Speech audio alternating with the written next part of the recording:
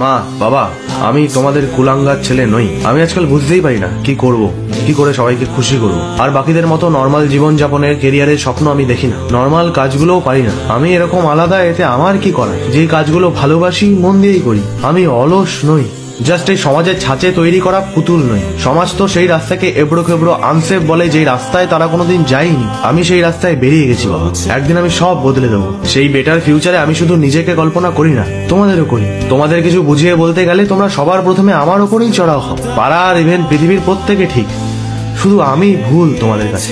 একা লাগে আজকাল, তবে একা থাকতে শিখে গেছি। আর বুঝেও গেছি অন্ধকার রাস্তায় কেউ আলো নিয়ে সাথে যায় না। যে রাস্তাতে ল্যাম্পপোস্ট আছে সেই রাস্তাতেই সবাই টুনি লাগায়। অবশ্য তোমরা তোমাদের মতো আমার ভালোই চাও, সেটাও আমি জানি। কিন্তু সময় সমাজ দুটোই পাল্টেছে। চারিদিকে সার্কাস চলছে বাবা। যোগ্যরা ভালো জায়গায় কোথায়?